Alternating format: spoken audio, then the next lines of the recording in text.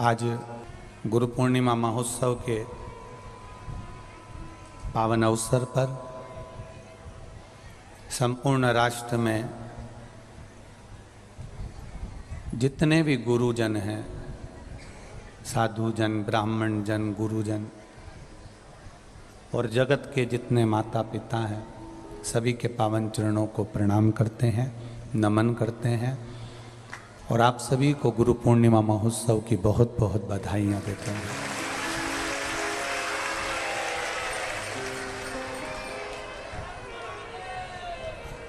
जब माता के गर्भ से,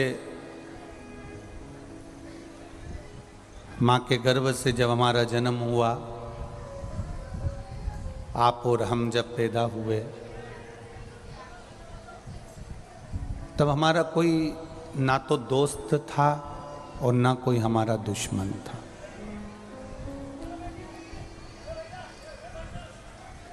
माता के गर्भ से जब व्यक्ति का जन्म होता है, माता के गर्भ से जब व्यक्ति जन्म लेता है, माता के गर्भ से जब व्यक्ति का जन्म होता है, तब कोई ना किसी का दुश्मन होता है ना किसी का दोस्त होता है।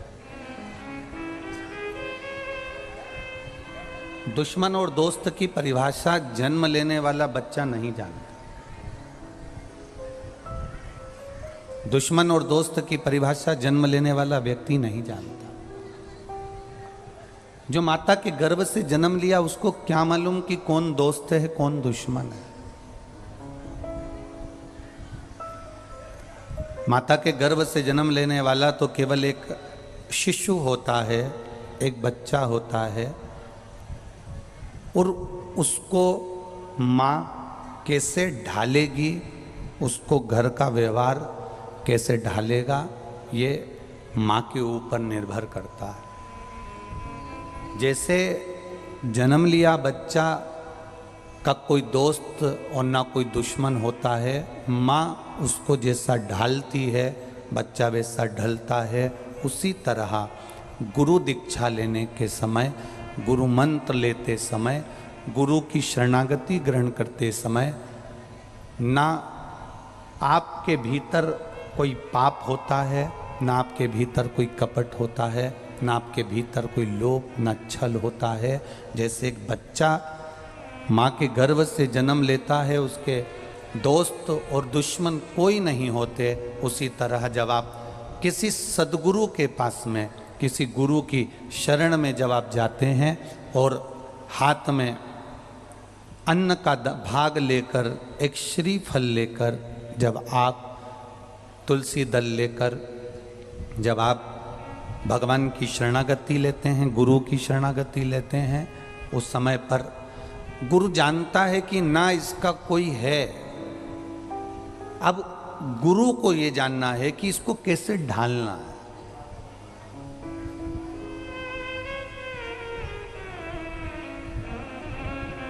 विषम परिस्थिति में कभी आपका गुरु आपके सामने नहीं खड़ा होगा।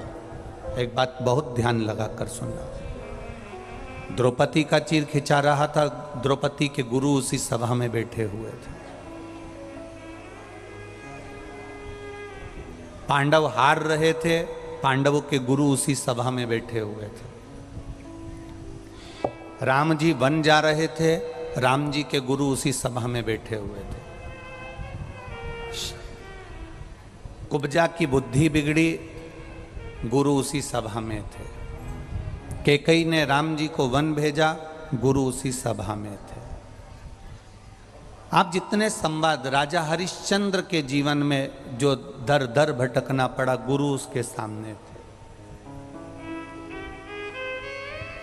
कोई इस अंदाजे में कभी गुरु मंत्र मत लेना कि तुम्हारे दुख का समय आएगा तो तुम्हारा गुरु जी तुम्हारे सामने आएगा।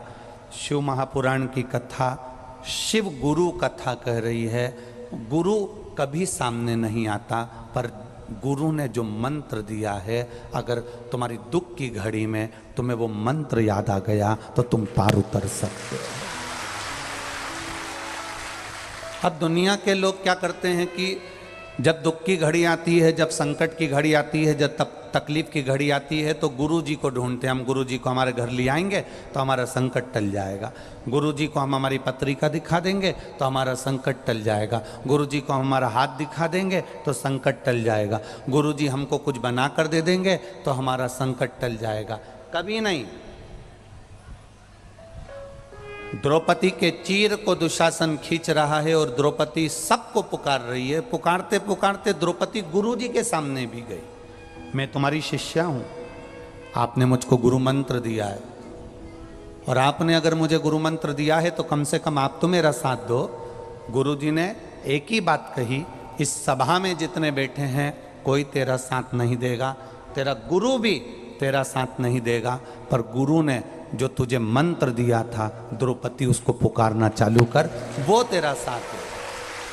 और द्रौपदी ने वो मंत्र का उच्चारण करना प्रारंभ करा और भगवान कृष्ण के कानों में वो मंत्र गया।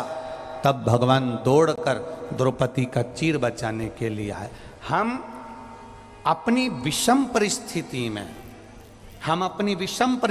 में गुरु को घर बुलाना चाहते हैं। हम अपनी विषम परिस्थिति में गुरु के पास जाना चाहते हैं। हम अपनी विषम परिस्थिति में हम गुरु से कुछ पाना चाहते हैं, पर विषम परिस्थिति में गुरु आपके घर ना आए चलेगा।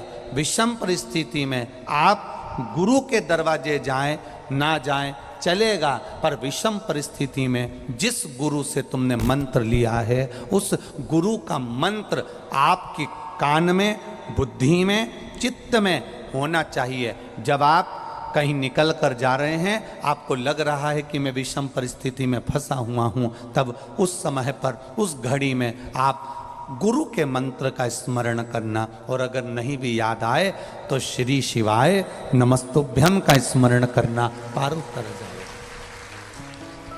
हमारे यहाँ कुछ मंत्र वेद व्यास जी के द्वारा लिखे गए, वो भी गुरु मंत्र का काम करते हैं। हमारे कुछ मंत्र हमारे संतों के द्वारा, साधुओं के द्वारा, तुलसीदास जी द्वारा, वाल्मीकि द्वारा लिखे गए, सुखदेव जी महाराज द्वारा लिखे गए, वो भी गुरु मंत्र का काम करते हैं। जैसे भागवत का ओम नमो भगवते वासुदेवाय, शिव महापुराण का ओम नमः शिवाय, नमः शिवाय, श्री शिवाय नमस्तुभ्यम, और महामृत्युंजय मंत्र, ये भी गुरु मंत्र का काम करते हैं। रामचरितमानस का राम नाम, ये गुरु मंत्र का काम कर जाता है।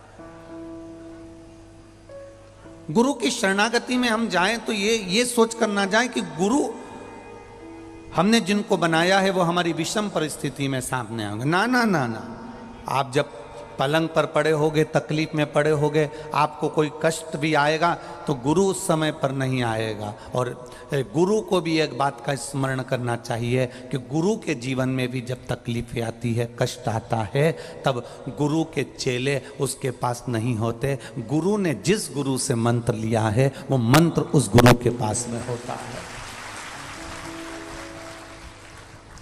एक शब्द पर,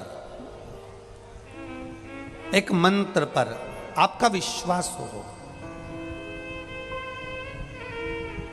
जन्म के समय पर ना आपका कोई दुश्मन है, जन्म के समय पर ना आपका कोई दोस्त है। आपको नहीं मालूम कि दुश्मन कैसा होता है, आपको नहीं मालूम कि दोस्त कैसा होता है। बस इतना अंदाजा लगाना कि माँ उसको समझाए।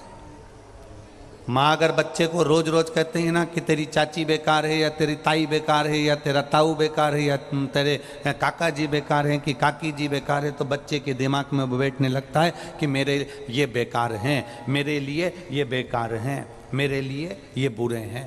उसकी बुद्धि में बैठने लगता है। माँ बच्चे से कह देना कि मुझसे बड़ी तेरी ताई है, मुझसे बड़ी तेरी चाची है, मुझसे बड़ी तेरी काकी है, और सुनो तुम्हारे पापा तुम्हारे बड़े ताऊ का आदर करते हैं, तुम्हें भी करना होगा, तुम्हें भी ध्यान रखना पड़ेगा, तुम्हें भी काका की बात मानना पड़ेगी, तुम्हें भी ताऊ की बात मानना पड़ेगी। तो बच्चे की बुद्धि में अच्छाइयाँ बैठती चली जाती है। दुशासन, दुर्योधन ने एक बार माता गांधारी से पूछ लिया था, माँ आखिर बात क्या है जो हमें ये पांडव अच्छे नहीं लगते? कारण क्या है हमको ये पांडव ठीक नहीं लगते? उसका कारण क्या है?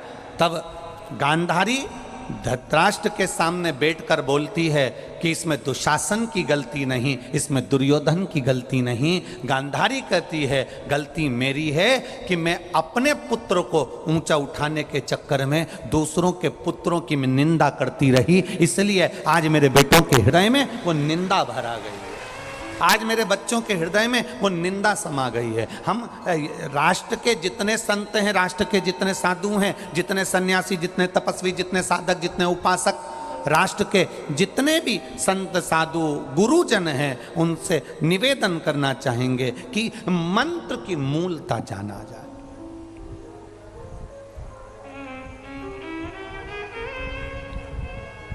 बहुत ध्यान देना, जब आपके घर में शादियां हुई होगी ना, किसी की बारात निकली होगी, तो बारात निकलते समय पूरे घर के रिश्तेदार दूल्हे के आगे होते हैं कि दूल्हे के पीछे होते हैं? बोलो बोलो, जम के बोलो। आगे।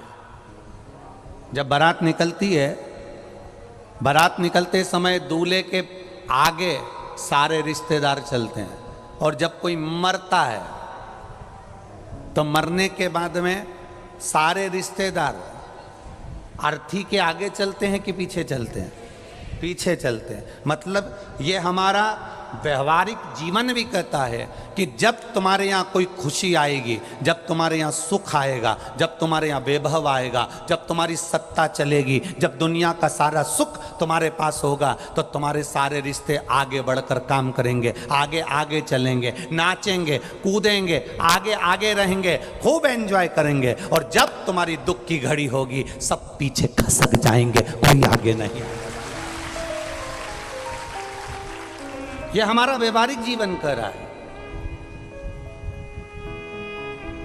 ज्यादा दूर हमें ज्ञान लेने नहीं जाना, ज्यादा दूर हमको नहीं जाना कि हमें बहुत लंबा चौड़ा ज्ञान चाहिए। आप तो सीधी सीधी देखो कि शादी में दूल्हे के सब बोलते जाओ जम के आगे, और मरने पर सब पीछे। मतलब सुख में सब आगे हैं, रबड़ी खाने में सब आगे हैं, समोसा खाने में सब आगे हैं, पर दुकान पे बिल चुकाने में सब पीछे, सब पीछे।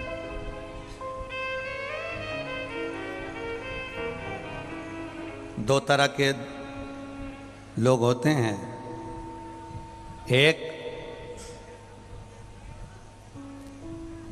जल्दी खा के होटल से बाहर निकल जाता है, और दूसरा जल्दी खा के होटल के काउंटर पर पहुंच जाता है।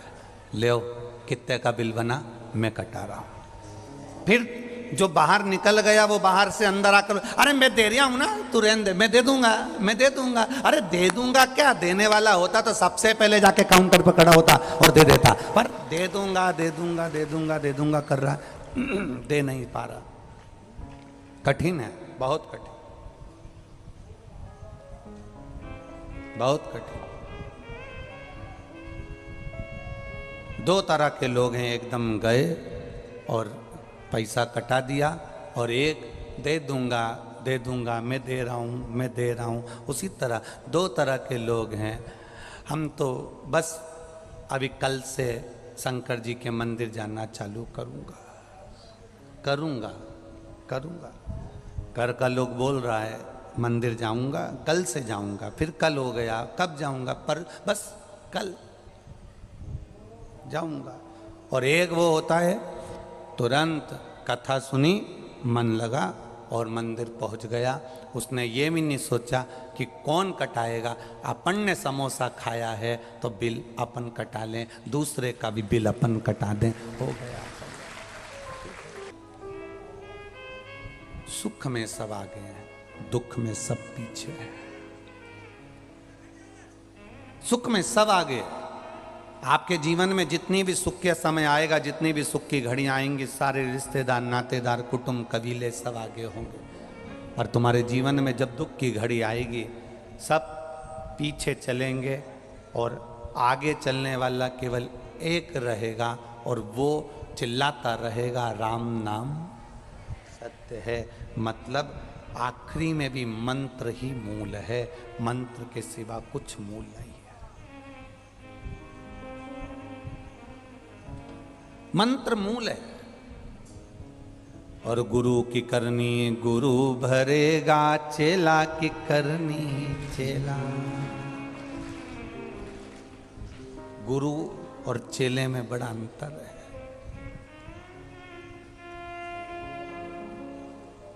एक चेले ने एक सांप मरा हुआ पड़ा था और उसको चींटियां नोच नोच के खा रही थी। सांप मरा हुआ पड़ा हुआ है, चींटियां उस सांप को नोच नोच कर खा रही है। चेले ने गुरुजी से पूछ लिया, ये कौन है? ये है कौन? और ये चींटियां कौन है जो इसको नोच कर खा रही? कहा, ये सांप जो दिख रहा है ये बहुत बड़ा गुरुजी था, बहुत बड़ा गुरु। और ये जितनी चींटियां हैं ना, ये सब उसकी चेला है।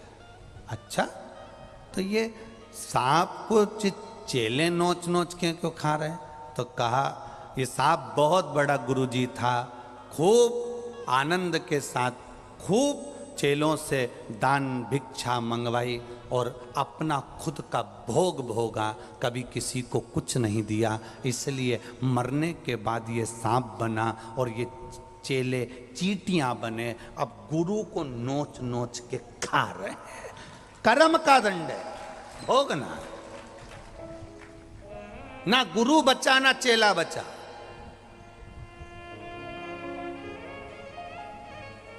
कर्म का दंड व्यक्ति को भोगना है। ये नहीं कि कर्म का दंड नहीं भोगेगा, गुरु की करनी गुरु को भोगना पड़ेगी और चेले की करनी चेले को भोगना पड़ेगी। अगर कोई सच्चा सतगुरु है उसको भी मंत्र का जाप करना पड़ेगा। ये नहीं कि केवल मंत्र दे दिया। अरे कितना कितना सोचने वाली बात होती है। गुरु दीक्षा कोई साधारण है क्या? गुरु मंत्र देना साधारण है क्या? गुरु दीक्षा प्रदान करना कोई साधारण है क्या? तुम आए और नारियल लेकर तुमने गुरु मंत्र ले लिया, अन्न का दाना लेकर गुरु मंत्र ले लिया, जरा सा तुलसी का दल लेकर तुमने गुरु मंत्र ले लिया। गुरु मंत्र केवल तुलसी की माला लेकर अपने गुरु मंत्र ले लिया। गुरु मंत्र लेना साधारण नहीं और गुरु मंत्र देना साधारण नहीं है। बहुत कठिन विषय है, बहुत कठिन। जो गुरु किसी शिष्य को गुरु दीक्षा देता है, नाम दीक्षा देता है, मंत्र दीक्षा देता है, अब वो चेला यदि थोड़ा भी गलत कार्य करता है तो उसका अंश गुरु को भोगना पड़ता है। उस चेले के अंश को गुरु को भोगना है। ये कैसे भी भगवान का एक बार भजन करे, गुरु सोचता है कि इसको मंदिर तक ये चले जाए, भगवान की भक्ति कर ले। दुनिया में कभी जिंदगी में एक अच्छा काम अगर ये कर लेगा तो गुरु का भी नाम होगा। ऊपर भी कह देंगे ये उन गुरु का चेला है जो साधारण नहीं है, उस गुरु का चेला है, साधारण नहीं है, इसने ऐसा कर्म करा, इसने ऐसा कृत्य किया और ये उस गुरु का चेला है। और बाद में मालूम पड़े कि गलत कर्म करने पर तो गुरु को भी भोगना पड़े। चेले के कर्म के दंड को गुरु को भी भोगना पड़ता है।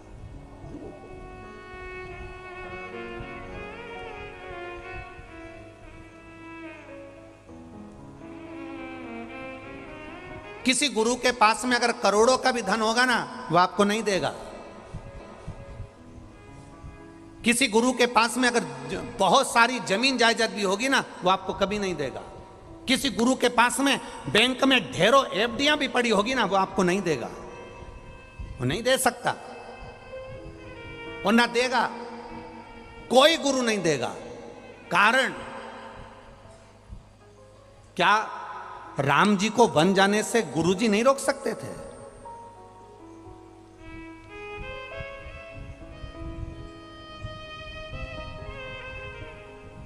क्या भगवान कृष्ण के जीवन में जो कष्ट आया तो उसको गुरु नहीं रोक सकते थे? गुरु के पास में अगर ढेरों धन होगा, संपदा होगी, पैसा होगा, दौलत होगी, फिर भी गुरु अपने शिष्य को वो पैसा नहीं देगा, दौलत नहीं देगा, धन नहीं देगा। कारण केवल एक है, क्योंकि गुरु अपने शिष्य को होता। एक कथा बड़ी सुंदर आती है। एक शिष्य के बहन की शादी थी और उसने गुरु जी से कहा, गुरुदेव मेरी बहन की शादी है, मैं 15 दिन के लिए अपने गांव जा रहा हूं गुरुजी, मेरी बहन की शादी है, मेरे पिता बहुत गरीब, माँ बहुत गरीब, लोगों के यहाँ झाड़ू पोछा कर कर गुजारा करती हैं गुरुजी, इतना धन नहीं है गुरुजी, बस आपकी कृपा होगी ना गुरुदेव तो मेरी बहन की शादी अच्छे से हो जाएगी। चेले ने इसलिए कहा कि गुरुजी के पास बहुत सारी जायदाद है, जमीन है, पैसा है, गुरुजी कुछ दे देंगे तो मेरी बहन की शादी हो जाएगी। अब गुरुजी के पास से चेला जाने लगा तो गुरुजी ने कहा एक काम कर, ये अनार का झोला ला, तो अनार वाला अनार भरे थे, उसमें कुछ अनार सड़ भी रहे थे, कुछ अच्छे भी थे। गुरुजी ने कहा ले तेरी बहन की शादी है, या अनार का झोला ले जाओ, रास्ते में जा रहा है तेरे ये झोला। अब चेला झोला लेकर चला तो मन में कोसता रहा गुरुजी के पास कितना पैसा है, कितना धन है, पर गुरुजी ने 1 रुपया नहीं दिया मेरी बहन की शादी में। दूसरे लोग होते तो लिफाफा देते, गुरुजी ने तो अनार दे दिए, बस केवल अनार लेकर चल रही। क्या सोचना, बहुत कंजूसड़ा है मेरा गुरु, बड़ा बेकार है मेरा गुरु, बस मन में सोचता सोचता चल दिया। आगे जाकर जंगल में पहुंचा, अनार का झोला पास में, नगर का राजा बीमार पड़ गया।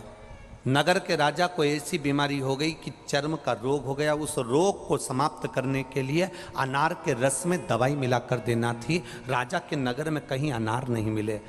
सैनिक ढूंढते ढूंढते जंगल में पहुंचे, जहां पर यह बालक सो रहा था उसके पास में झोला मिला, इसको उठाया, झोला लिया और अनार का झोला लेकर सीधे राजा के वेद के पास पहुंच गए। डॉक्टर के पास पहुंचे, वेद ने उसमें दवाई मिला के राजा को दी, राजा ठीक हो गया।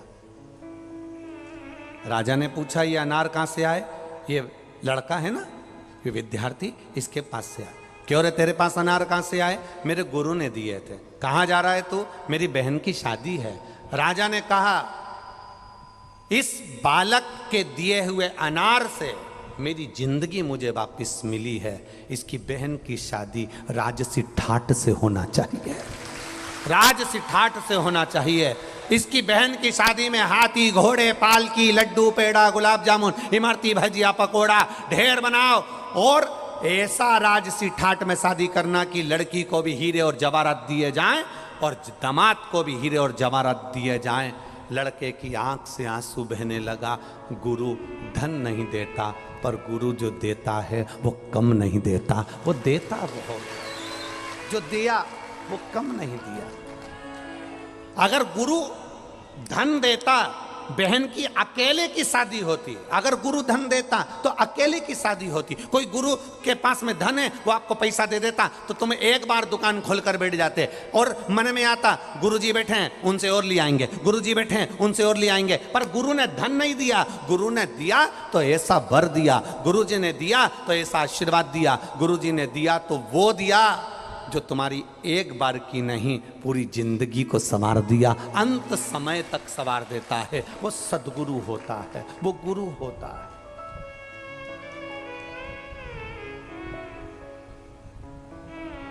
वो गुरु है, देगा गुरु।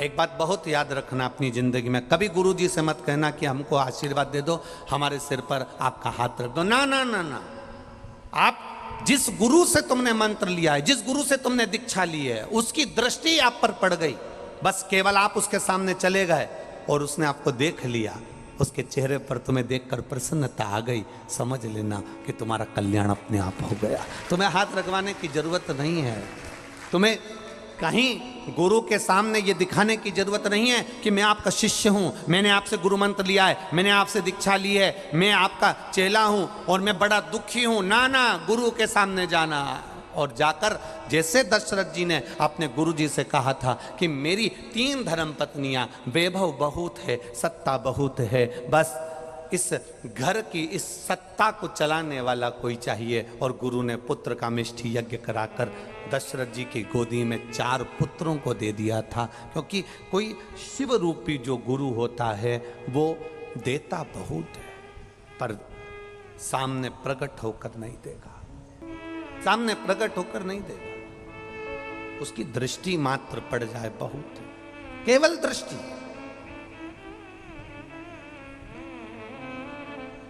केवल एक दृष्टि अगर पड़ गई कल्याण, बस वो। और गुरु भी वो होना चाहिए। वह फिर वही वाली बात आ गई, ऐसी प्रेम भिक्षा लाना रे गुरु ने मंगाई, गुरु ने मंगाई, सतगुरु ने मंगाई, गुरु ने मंगाई, सतगुरु ने मंगाई। गुरु वो होता है जो जीवन का सारा सुख दे देता है।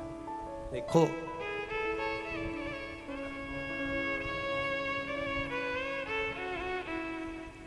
हमारे जो गुरु जी थे श्री विठलेश राय काका जी महाराज, गोलोकवासी,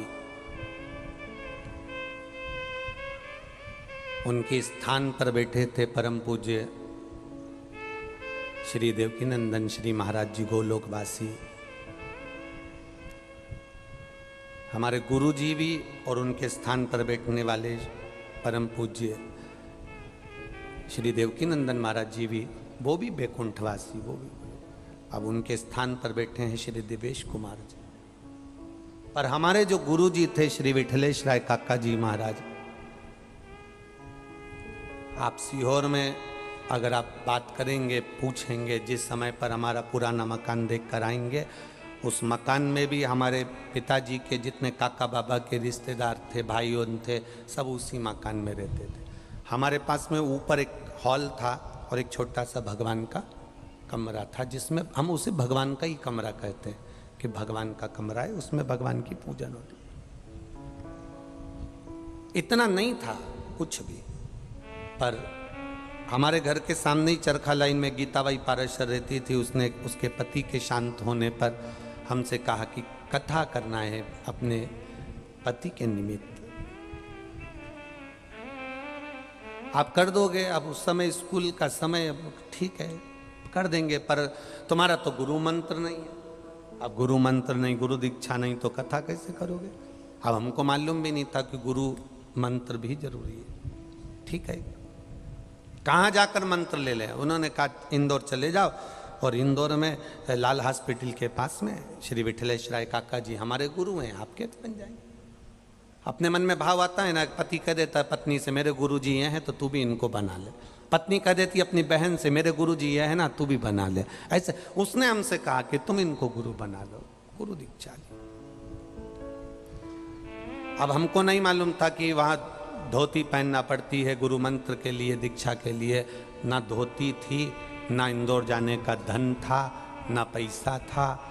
हमारे माता पिता हमको पेट भर कर खिला लें, दूसरी जगह जाने की तो बहुत बड़ी बात थी। फिर भी वो गीताबाई पाराशर जो रोटी बनाने का काम करती थी, उसने जो पैसा उसके पास था टिकट कटवा कर इंदौर भेज दिया। चरखा लाइन में सीता दीदी सीमा अग्रवाल रहती थी, उनका भाई मनीष आज भी रहता है यहाँ। तो वो सीता दीदी का घर वहाँ था, सीता सुरेखा इंदौर में। उनका पता दे दिया, हम पूछते पूछते पलासिया पहुँच गए। उनके यहाँ से उनकी गाड़ी में बैठ के हवेली जी पहुँच गए। उन्होंने कहा गुरु मंत्र कल मिलेगा। अब एक दिन भारी कहाँ रुके, दीदी के यहाँ रुक कर प्रसाद पाकर दूसरे दिन। अब वहाँ पूछा गया तुम्हारे पास पहनने के लिए कपड़े हैं? अब हमारे पास में कपड़े हो से तो बात दूसरी, या तो दिवाली आए तो कपड़े का बात आए, और दिवाली भी आए तो पहले सरकारी कपड़ा देखा जाता था, एक जैसी थान कट के आ जाती थी, सब पहन लो। कपड़ा गुरु जी के सामने कह दिया कुछ भी नहीं है, अब जो है हम तो बस केवल शरीर है। गुरु जी ने अपने शिष्य से कहा जाओ जरा धोती लाओ, धोती पहनाओ। स्नान कराया, धोती वानना नहीं आती थी, उन्हें सिखाया। आखिरी में मंत्र देकर उन्होंने कहा भोजन करा है आपने? हमने कहा नहीं। कब से ना करा? कोई ने कहा था मंत्र लेते हैं तो उपास रखना पड़ता है। हमारे गुरु का शब्द था कितने सालों उपास करेगा, गुरु का शब्द था, कितने सालों उपास करेगा। चल मंत्र ले। हमारी गुरु माता ने भोजन परोसा, गुरु जी ने भोजन कराया, सौंफ और सुपारी हाथ में लेकर ले खाओ, खा लिया। एक छोटी सी पोथी हाथ में पकड़ा कर कह दिया तेरे पंडाल छोटे पड़ेंगे, जा। ये गुरु होता है।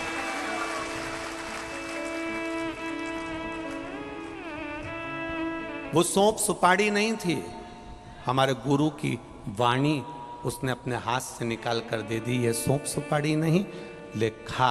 और कौन गुरु होगा जो अपने शिष्य को सौंप और सुपारी खाने को देगा? ले खा। सौंप सुपारी मिली हुई गुरु ने दिया, खाया, पोथी दे दी, ले जा। छोटे हैं, चिंता ना करना। आते आते 2 धोती गुरुजी ने अपनी धर्म पत्नी गुरु माँ से कहकर झोले में रगवा दी, पटुका लगवा दिया, ले जा। गुरु गुरु होता है जीवन, उसके बराबर कोई नहीं हो सकता। क्या दोगे आप गुरु को? क्या प्रदान करोगे आप गुरु को? आप अपनी माता रूपी गुरु को क्या दे सकते हो? पत्नी को तो जेवर दिला देते हो, बहन को सामान दिला देते हो, भाई को ये दिला देते हो।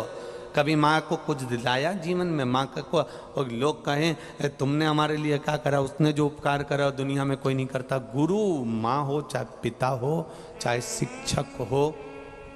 आप में से कितने लोग इंजीनियर बन गए, कितने लोग कलेक्टर बन गए, कितने लोग एसपी बन गए, कितने लोग मंत्री बन गए। जिस टीचर ने आपको पढ़ाया है, कभी आपने उस टीचर को अपने पास बुलाकर कहा कि सर आपने मुझे पढ़ाया था, इसलिए मैं आज कलेक्टर बनकर बैठा हूं, आज मैं इंजीनियर बनकर बैठा हूं? कौन होता है ऐसा? Collector, engineer, SDM, DSP, SP बनकर जो बैठ जाता है, बड़े बड़े पद अधिकारी बनकर बैठ जाते हैं, उसमें से कितने लोग हैं जिन्होंने अपने टीचर को बुलाकर कहा हो, शिक्षक को बुलाकर कहा हो, आप नहीं होते, आप नहीं पढ़ाते तो शायद आज मैं कलेक्टर नहीं बन पाता, आज मैं एसपी नहीं बन पाता, आज मैं डीएसपी नहीं बन पाता। यह आपकी प्राथमिक शिक्षा है जो आपने मुझे दी है। माँ आप नहीं होती तो शायद मैं आज कलेक्टर ना बनता, पिता तू ना होता तो शायद मुझे कोई विद्या का अध्ययन नहीं करा पाता, शिक्षक नहीं होता तो आज अपन यहाँ तक नहीं पहुँचते, और सदगुरु नहीं होता तो अपन उस परमात्मा तक नहीं पहुँचते। गुरु गुरु होता है।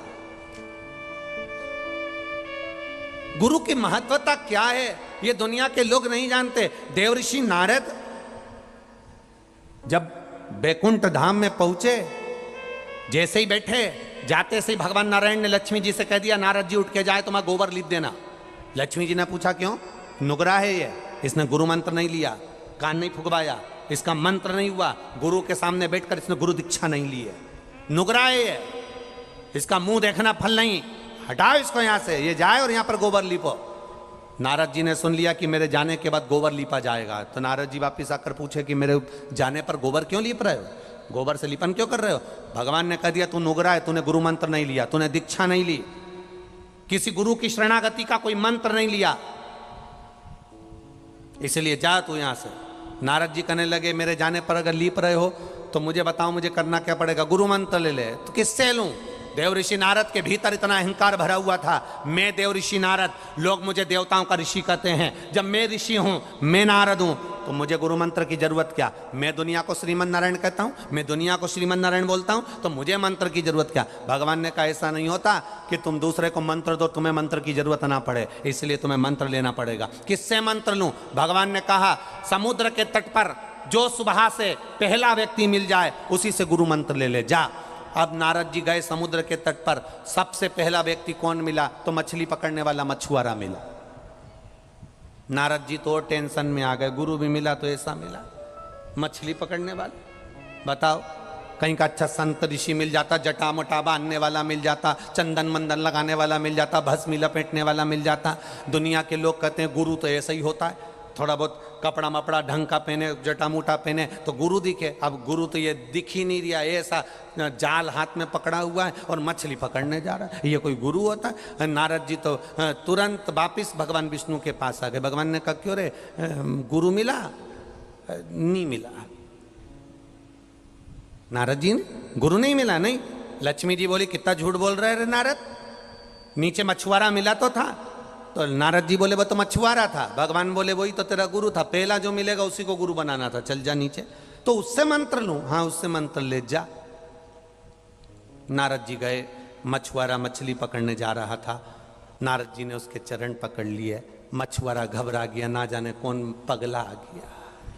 उसको क्या मालूम कि ये चरण पकड़े। मछुआरा, छोड़ छोड़, नीचे पांव छोड़, मेरे को मछली पकड़ने जाना है, छोड़। नारद जी मन में सोचे कितना गंध आ रहा, कितना गंध, मछली की गंध आ रही पूरे शरीर में, गंध आ रहा मछुआरा। अब नारद जी बोले, करे क्या? नारायण ने बोला जो पहला मेरा वही गुरु है, छोड़ पाऊं, छोड़। अब छोड़े नहीं, मंत्र दे दो, मंत्र दो। अब मछुआरे ने सोचा का मंत्र दू तेरे को, हट जा यहां से, मंत्र दे दो, तुम मेरे गुरु हो। मछुआरे ने कहा मैं किसी का गुरु नहीं, हट चल यहां से, मंत्र दे दो। अब वो बेचारा पढ़ा लिखा तो नहीं था, तो उसने कहा चल पाँव छोड़, मंत्र देता हूँ। अब पाँव छोड़ाया, पीछा छुड़ाना था मछुआरे को, तो उन्होंने कह दिया मंत्र दो, के बस चुप। तो नारद जी को मंत्र मिल गया, चुप।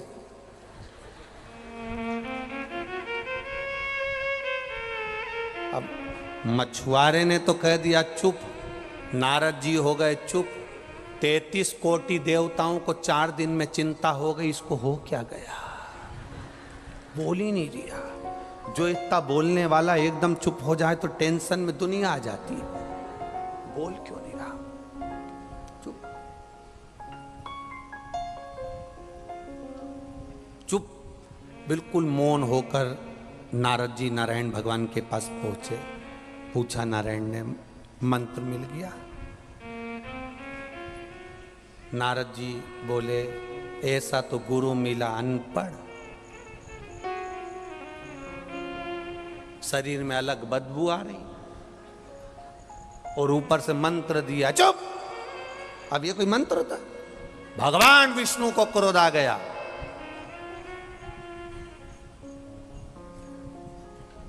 मेरा श्राप है नारद तुझको, तूने अपने गुरु की निंदा करी है, तुझे 84 लाख योनियों के चक्कर काटना पड़ेंगे। अपने गुरु की निंदा करी है तूने। गुरु की निंदा करना, गुरु की निंदा सुनना व्यर्थ, अपने जीवन को नरक तक पहुंचाना। मेरा श्राप है तुझको, तुझे 84 लाख योनियों के चक्कर काटना पड़ेंगे, जा यहां से। नारद जी को श्राप दिया। रोते हुए नारद पृथ्वी पर चले गए। वहीं समुद्र के तट पर मछुआरा मछली पकड़कर लाया जाल। नारद जी को देखा तो पूछा, अभी तक बैठा है तू? हाँ।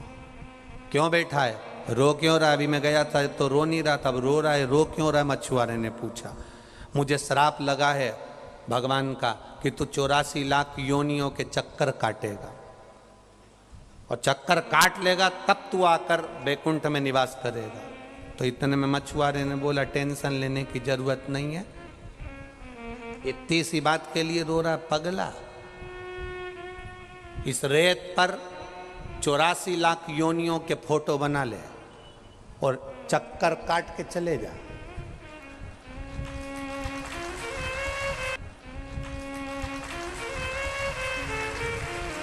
चौरासी लाख योनियों के फोटो बना और चक्कर काट चले जा।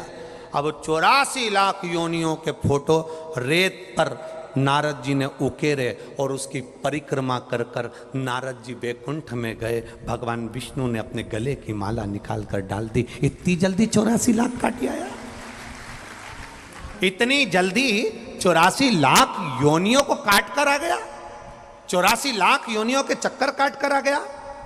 तब नारद जी ने कहा, जिसका गुरु बलवान तो चेला पहलवान। यहां मेरा गुरु बलवान था, इसलिए मेरे गुरु ने मुझे कह दिया कि 84 लाख योनियों के फोटो बना और उसके चक्कर काट कर चले जा। बस चक्कर लगाए आ गया। भगवान ने कहा, संसार का गुरु भले कैसा भी हो, अपने शिष्य को 84 लाख योनियों से तो पार निकाल ही देता है। वो सदगुरु होता है, वो गुरु।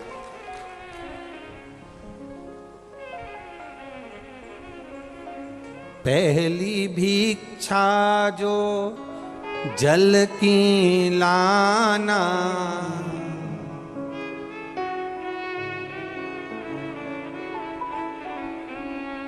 कुआं बावड़ी को छोड़ के आ।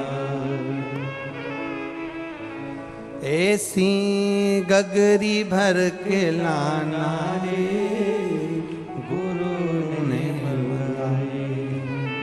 ऐसी प्रेम भिक्षा लाना रे गुरु ने मंगाई। गुरु ने मंगाई सतगुरु ने मंगाई। गुरु ने मंगाई सतगुरु ने मंगाई।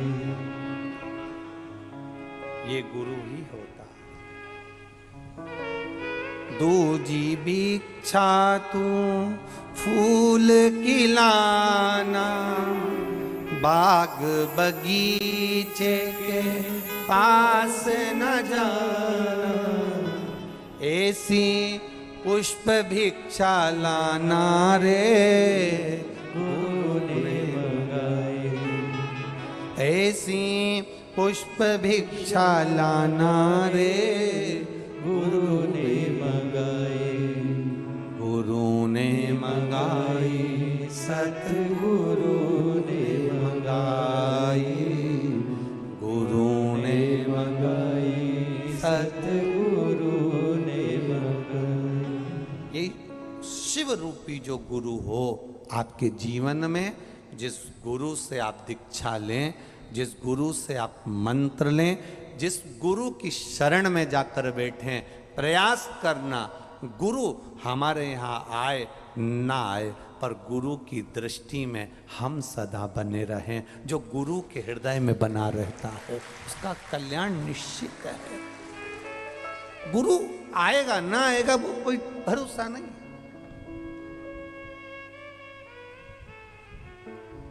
लाखों लोग मंत्र लेते हैं, हजारों लोग गुरु दीक्षा लेने आते हैं। जो लोग कुबेरेश्वर धाम पर गुरु दीक्षा लेने आते हैं हम उनसे एक ही बात कहते हैं, आप सियोर वाले महाराज को गुरु नहीं बना रहे हो, आप कुबेरेश्वर बाबा को गुरु बनाकर जा रहे हो, उसको गुरु बना। हम तो ये शरीर रहेगा तब तक रहेंगे पर बाबा तो यहाँ जीवन पर्यंत रहेगा ना। तुम्हारे दुख सुख में ये काम शरीर नहीं आएगा, तुम्हारे दुख सुख में वो कुबेर भंडारी काम आएगा।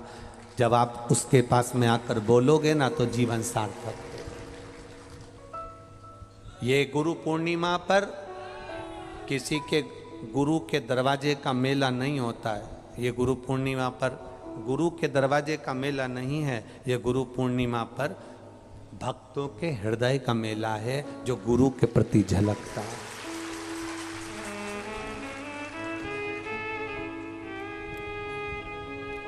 हृदय का मेला।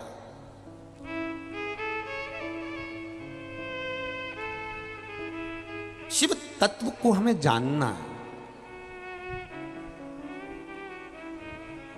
ब्रांडेड वस्तुएं किसी की पहचान नहीं होती है। आप कंपनी का माल पहनते हो, आपको कंपनी के माल से कोई नहीं पहचानेगा कि वो हमारी वहां वाली जीजी है ना भोपाल वाली, वो कंपनी का माल पहनती। ना ना ना, ब्रांडेड वस्तुओं से किसी की पहचान नहीं होती है, बल्कि उसके भजन से, उसके कीर्तन से, उसकी भक्ति से पहचान होती है कि वो ऐसा है। वस्तुएं ब्रांडेड पहनने से कोई नहीं पहचानता साहब। कई लोगों को तो तुम अगर 50,000 की घड़ी भी पहन के चले जाओ, 1 लाख की घड़ी भी पहन के चले जाओ, जिसको कीमत ही नहीं मालूम वो तो कह देगा ऐसी घड़ी तो कहीं घड़ी देखी रहे अपन ने दादा, क्या है घड़ी का रुतबा दिखाओ तो घड़ी बहुत देखी। हीरा का परखदार हीरे को परख सकता है। तुम किसी के पास जाकर के दो मेरी साड़ी तो 5,000 की है, इतना में दूसरी जो बाजू में बैठी होगी ना ऐसी घड़ी देखी रे दादा, हमारे यहाँ तो झाड़ू वाली भी पहन के आई इसमें की। तो उसने पूछा इसमें 5,000 का है क्या? एकदम सॉफ्ट, एकदम सॉफ्ट। तो इतना में दूसरी बोल दी हमारे यहाँ तो वो बाथरूम का पोछा भी सॉफ्ट, एकदम सॉफ्ट। ब्रांडेड वस्तु से किसी की पहचान नहीं है।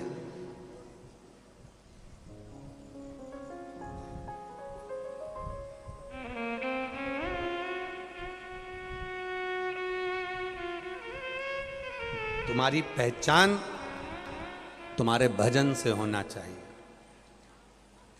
यहां जितने लोग आते हैं कुबेरेश्वर धाम पर, शिव के धाम पर, पूरी दुनिया में घूम कर आना, चारों धाम घूम कर आना, 12 ज्योतिर्लिंग घूम कर आना, सारे तीर्थ घूम कर आना, किसी तीर्थ में, किसी धाम में, किसी स्थान पर सब जगह भगवान की पूजन होती हुई दिखेगी, मंदिर में पूजन होती दिखेगी, पर पूरे भारत की भूमि का केवल एक धाम कुबेरेश्वर धाम है जहां कंकर की पूजन होती दिखती है।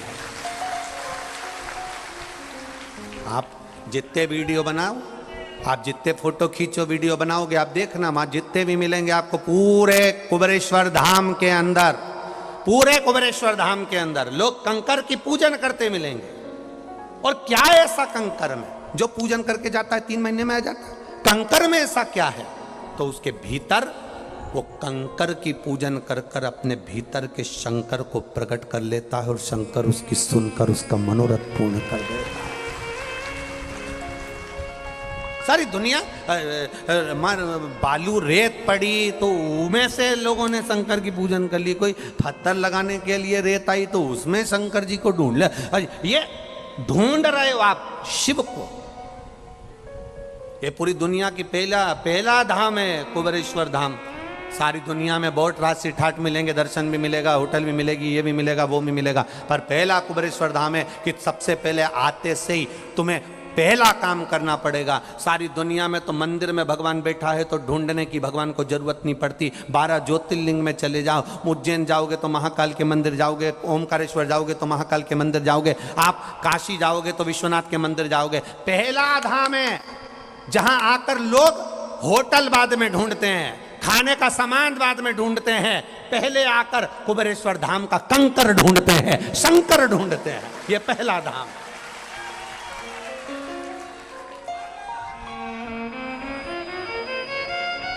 जो दरवाजे से अंदर घुसा, जो कुबेरेश्वर धाम के दरवाजे से अंदर आया, उसने सबसे पहला काम यही करा।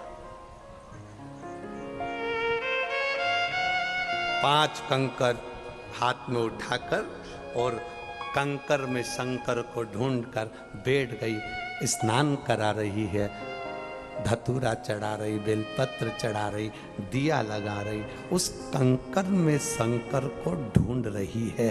पहला धाम जहां लोग शिव को ढूंढने के लिए आते हैं और शंकर छुप नहीं पाते, तुम्हारे साथ चले जाते हैं। ढूंढो उस शिव को।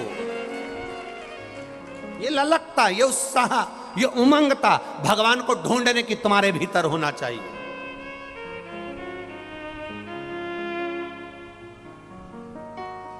और केवल कुबेरेश्वर धाम में आकर आप कंकर नहीं ढूंढ रहे, ढूंढने की ललकता तुम्हारी इतनी बढ़ गई कि सवेरे सवेरे रसोई घर में तुम तांबे का लोटा रोज ढूंढते हो शंकर जी को जल चढ़ाने के लिए। रोज प्रतिदिन ढूंढ रहे हो, और अगर नहीं मिले तब देखो, नहीं मिले जब, मैंने कल ही तो यहाँ रखा था, मांझ कर रखा था, धो कर रखा था, कहाँ गया, कौन ले गया? तब बहू ने कहा ये लेके गए हैं शंकर जी के मंदिर, तो माँ भी खुश हो गई, चलो मंदिर तो जाना चालू करा। प्रसन्नता है, ढूंढ रहे, हमारे शिव को ढूंढने का प्रयास करा है। पूरे श्रावण के महीने में, जब श्रावण चालू हो रहा है, पूरे श्रावण के महीने में आप शंकर के मंदिर में जाओ, शंकर की भक्ति करो, दिखावा ना करना, शंकर को अपना बनाने का प्रयास करना, शंकर के साथ छल ना करना। शिव तुम्हारे हैं, तुम शिव के हो। कोई कितना भी दूध चढ़ाए, कितना भी दही चढ़ाए, वो कितने भी ठाट से 1,00,000 बेलपत्र चढ़ाए, कोई 1,000 बेलपत्र चढ़ाए, तुम तो उतनी चढ़ाना जो तुम्हारा दिल से। एक अगर नहीं भी है तो धोकर उठाकर वही चढ़ा देना, भगवान स्वीकार कर लेगा। दिखावा नहीं। कोई कहेगा हम तो पूरे सावन भर, पूरे सावन में हम अभिषेक करते हैं मंदिर जाकर, पूरे सावन में, तो उनसे कह देना भैया सावन के महीने में हम पूरे मंदिर तो नहीं जा पाते, पर सावन की जो शिवरात्रि आती है, सियोर वाला महाराज ऑनलाइन पूरे देश में अभिषेक कराता है, तब हम भी छोटा सा शिवलिंग बनाकर टीवी के सामने बैठ जाते हैं और कर लेते हैं। कि व्यक्ति ही आपको समझेगा और आपकी बात की कीमत को समझेगा।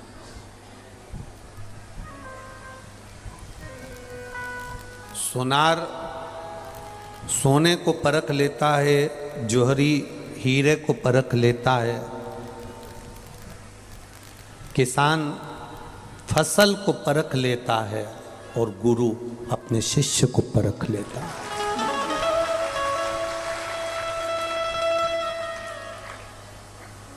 जो बहुत कीमत वाला होगा, जो बहुत कीमत से मतलब है जो स्वयं गुणवान है, जिसमें स्वयं गुण समाये हैं, वो गुणवान को पहचान ले।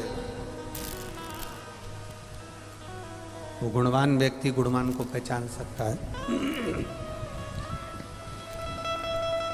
कीमत वाला व्यक्ति कीमत वाले को पहचान सकता है। आपकी कीमत, आपकी वाणी की कीमत कोई कीमती व्यक्ति जो कीमत वाला है वही समझेगा। बस इतना अपने भीतर ध्यान रखें, अपने भीतर एक बात का स्मरण रखें। गुरु पूर्णिमा के अवसर पर गुरु के दरवाजे पर जब भी जाना तो अहंकार को बाहर पटक कर जाना, अभिमान को बाहर छोड़ कर जाना।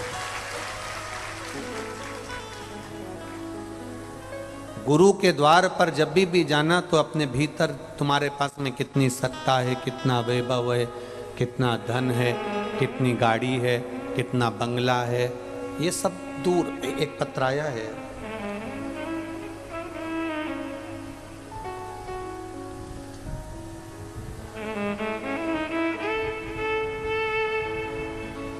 मंजू देवी आगरा से हैं,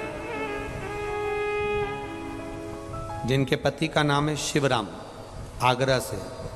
आप ही हैं? दोनों हाथ हिला दो एक बार। मेरा नाम शिवराम है, पत्नी का नाम मंजू देवी। हम लोग आगरा से आए हैं। हम बाबा देवाधिदेव महादेव का क्या वर्णन करें गुरुदेव। पति 12 साल से कोई काम नहीं करते थे।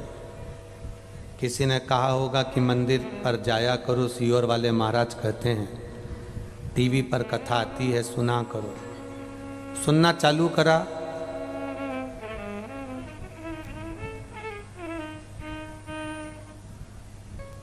और बाबा की कृपा का मैं क्या वर्णन करूं गुरुदेव। जिसने 12 साल में एक चम्मच नहीं हिलाई, और बाबा के मंदिर जाने से क्या ऐसा होता है कि शिव को जल चढ़ाओ, सफाई करो तो बाबा टूटमान होता है, देता है। मेरे बाबा ने वही कृपा करी। मैं बखान नहीं कर सकती।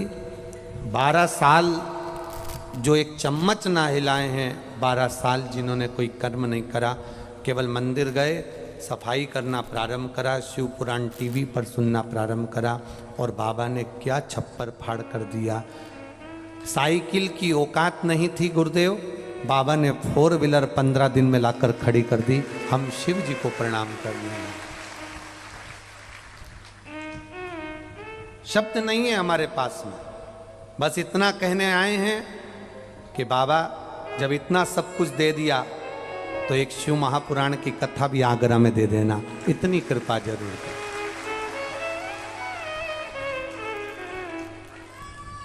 अब ठीक है बाबू, सब भर दिया भंडार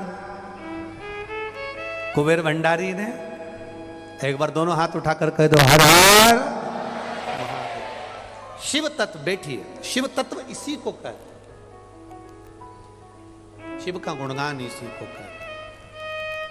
वो कहे ना कि लुटा दिया भंडार का शिवाले ने, कर दिया माला माल का शिवाले ने। इसका नाम है कुबेरेश्वर महादेव, कुबेर भंडारी।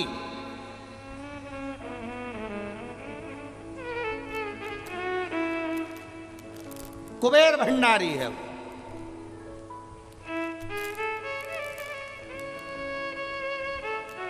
कोई एक चंदन लगाने वाला भी बैठता है तो वो इसके दरवाजे से खाली नहीं जाता, झोली भर कर जाता है।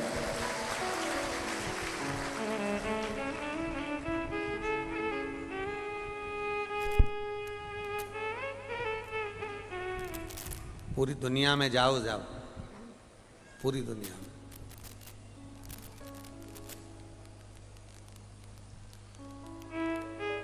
इसका नाम कुबेरेश्वर है।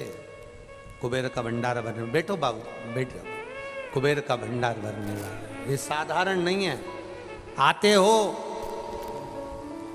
हाईवे से निकल जाओगे पर अंदर कुबेरेश्वर बाबा के कंकर शंकर की धरा पर जब भी आओगे, जब मेरा बाबा ऊपर से इशारा कर कर बुला लेगा तो अंदर आओ, वरना कठिन है बाबू, बहुत। वो किसी ने सही कहा है कि कोई अगर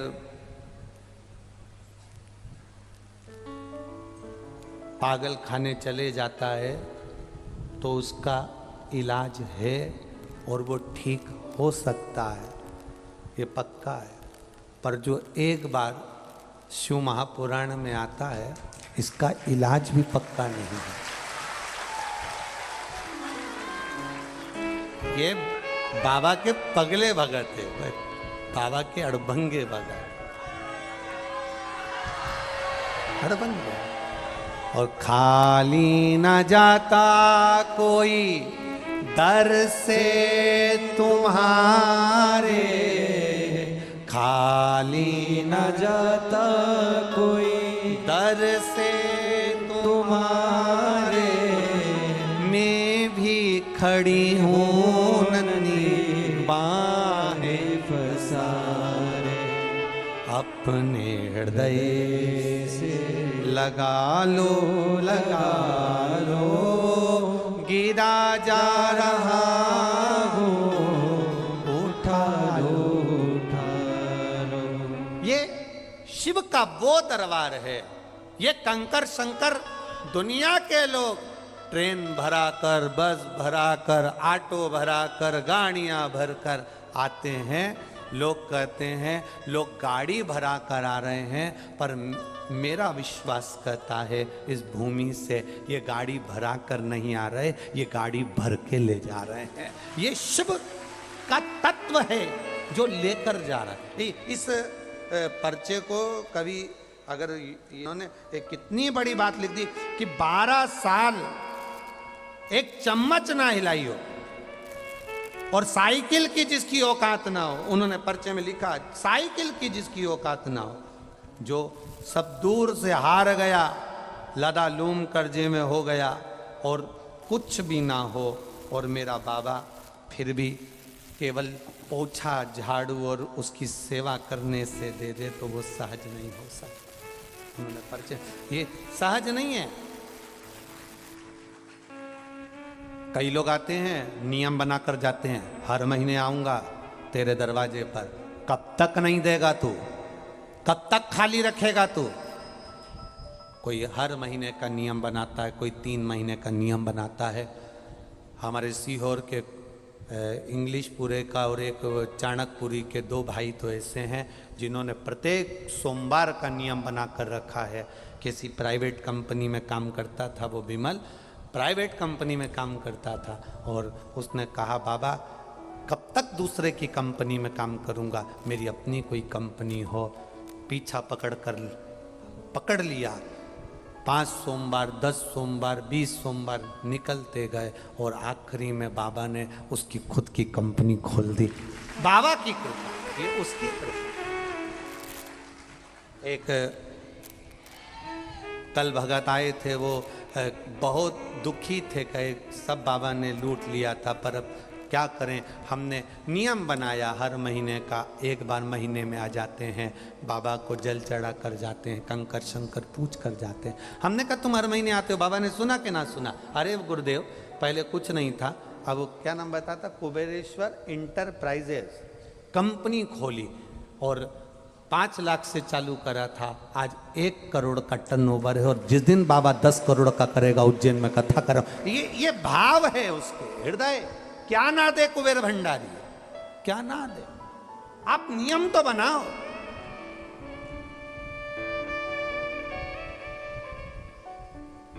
आप उसके दरवाजे पर आने का नियम तो बनाओ, आप उसकी चौखट का नियम तो बनाओ, लोटा जल चढ़ाने का नियम तो बनाओ।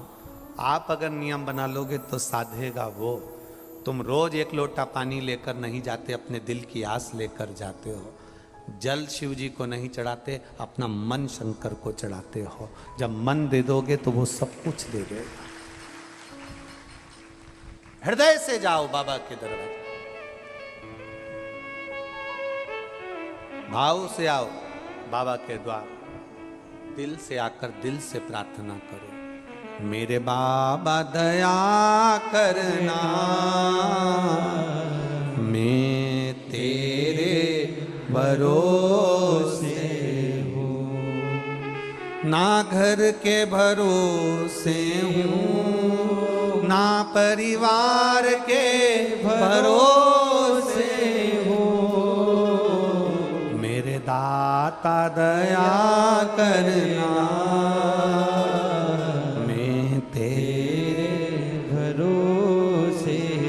उस पर भरोसा रखो, उस पर विश्वास रखो, उससे जुड़ो। और दिल से जुड़ना। महादेव के मंदिर जाना तो दिखावे से नहीं, दिल से जाओ।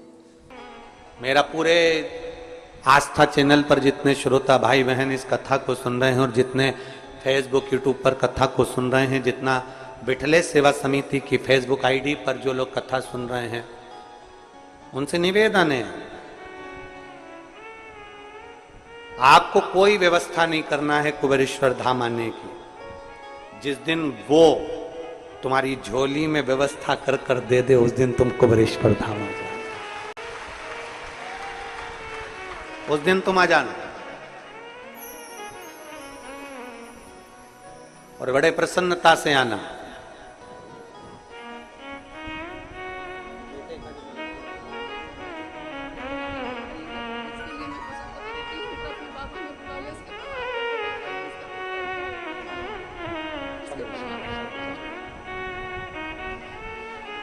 शिव तत्व की प्राप्ति। बोलिए जयसवाल।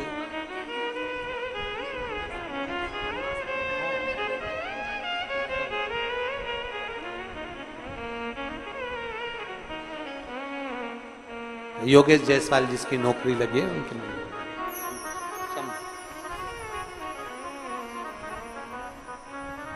आप तो बस केवल मन में उसके लिए विचार कर लीजिए। आप ही एक विचार अपने अंदर कर लीजिए कि मुझे बाबा के धाम जाना है, और बुलाने की जवाबदारी वो कुबेर भंडारी की है और कुबेरेश्वर महादेव की है। वो जाने, वो उसका काम। वो कहते ना, तेरे भरोसे मेरी तू जाने, तेरा काम जाने, तेरे भरोसे मेरी गाड़ी तू जाने, तेरा काम जाने। वो तू जान, तेरा काम जाने। हम तो तेरे ऊपर आश्रित हैं, तेरे ऊपर। बस इतना जरूर है कि मेहनत करो, परिश्रम करो, संघर्ष करो, थोड़ा सा बल ज्यादा लगाओ, और बाबा पर आश्रित होकर शिव को राजी करते हुए 1 लोटा जल चढ़ाकर उससे अपना बल भी मांगो कि हम इतना बल देना कि हम आगे बढ़ सके। तीन प्रश्न मां पार्वती जी ने गंगा जी के घाट पर करा। गंगा तक कोई ना पहुंच पाए तो हर हर महादेव मान लो, काशी कोई ना पहुंच पाए तो काशी काशी, और मान लो यदि आपके धाम तक अगर कोई जीव आना चाहे और उसके पास में नहीं कुछ भी, तब कैसे पहुंचे। शिव कहते हैं मेरे भक्त को लेकर जाने की, लाने की जवाबदारी मेरी है। जैसे एक कथा आती है, एक कथा आती है एक कथा में वर्णन आता है कि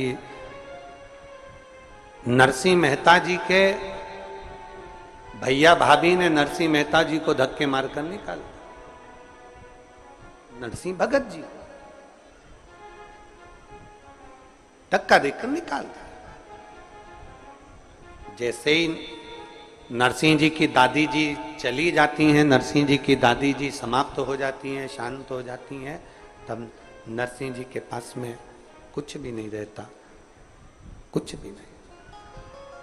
भैया भाभी ने धक्का देकर निकाल दिया। रोते हुए नरसिंह जी, बिलखते हुए नरसिंह जी कहां जाए? तब नरसिंह जी अपने नजदीक में जो शिवालय था, अपने नजदीक में जो शंकर जी का मंदिर था, वहां पहुंच गए।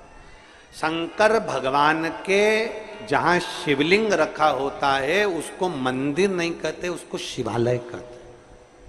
अगर बार बार हमारे मुख से अगर शिवालय निकले तो आप लोग अंदाजा लगा लेना आपकी भाषा में कि शंकर जी का मंदिर, मंदिर को ही शिवालय कहते। मंदिर में शिव जी के मंदिर इसलिए नहीं कहे जाते, शंकर का शिवालय इसलिए कहते हैं क्योंकि मंदिर में भगवान स्थिर रहते हैं, मंदिर में भगवान स्थिर हो जाते हैं, और शिवालय में भगवान स्थिर नहीं रहते। ऐसा कोई दिन नहीं जाता जिस दिन मेरा देव अधिदेव महादेव पार्वती को नंदी पर बिठाकर घूमने नहीं निकलता, इसलिए उसको शिवालय कहते हैं। शंकर मंदिर में नहीं, शंकर शिवालय में रहते हैं। प्रतिदिन निकलते हैं। आपको लगता होगा कि आप शंकर जी के मंदिर में जाकर एक लोटा जल चढ़ा रहे हो, पर सही मायने में शंकर के मंदिर में जो एक लोटा जल चढ़ाने जाता है वो ये अंदाजा लगाकर रखना कि हफ्ते भर में, महीने भर में एक ना एक दिन मेरा शंकर ओघड़दानी भी नंदी लेकर तेरे दरवाजे पर जरूर। ये सीधी सीधी बात है, जरा अंदाजा लगाइए। तुम किसी के यहां जाओगे तो कोई तुम्हारे यहां, अरे बोलो तो जम के आएगा। तुम तुम्हारी बहन के घर शादी में जाओगे तो बहन तुम्हारे घर शादी में आएगी।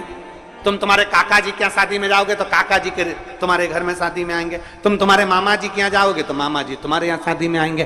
तुम अगर शादी में नहीं गए और तुमने अपनी बहू को भेज दिया तो मामा जी भी अपनी, अरे बोलो तो जम के, बहू को भेज देंगे, काका जी भी अपनी बहू को भेज देंगे।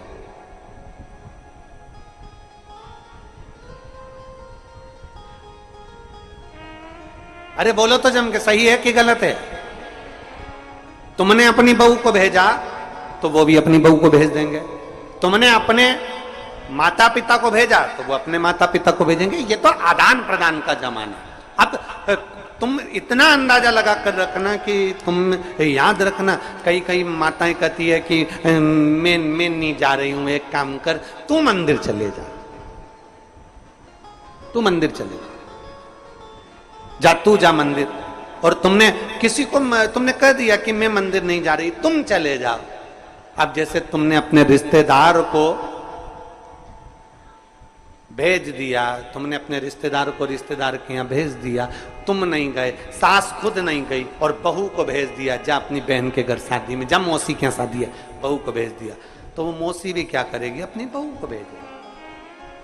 तुम मंदिर तक जाओगे तो मेरा ओघड़दानी भी एक दिन तुम्हारे मंदिर तक आएगा, तुम्हारे घर तक आएगा। और अगर तुम नहीं गए, तुमने भी अपने रिश्तेदार को भेज दिया, तो वो भी कह देगा मैं काय को जाऊं, यमराज तू चले जा, मैं क्यों जाऊं।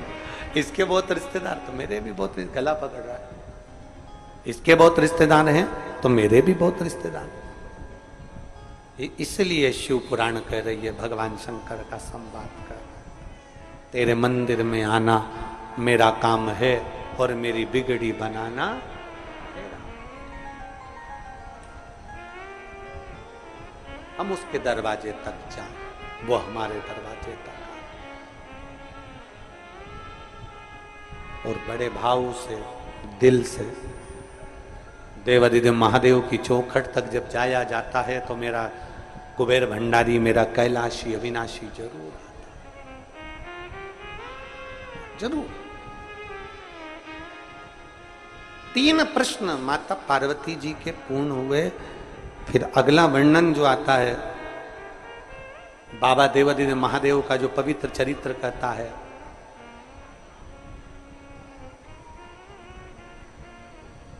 हिरण्यकशिपु को जब मालूम पड़ता है कि मेरा भतीजा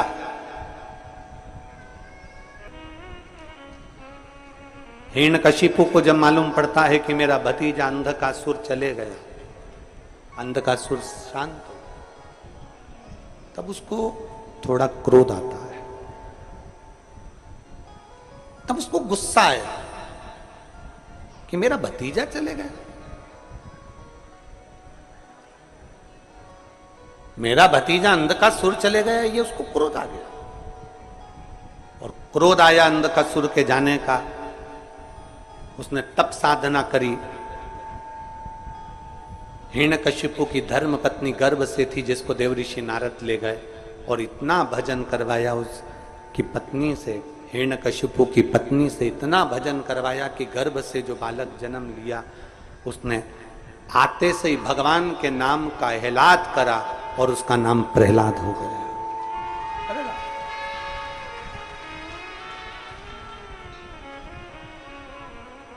अभी एक बहन आई थी, वो कह रही थी कि ये हमारा जो बच्चा है, जो 18, 19, 17 साल के बाद हुआ है, ये बच्चा हमारा 18 साल के बाद हुआ, ये बच्चा आपकी कथा टीवी पर आती है तो एकदम शांत हो जाता, एकदम चुप,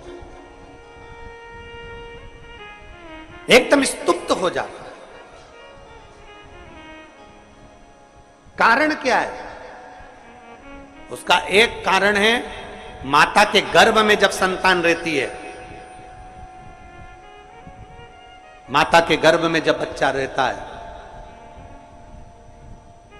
हम फिर निवेदन करेंगे, आप अपने घर के बच्चों को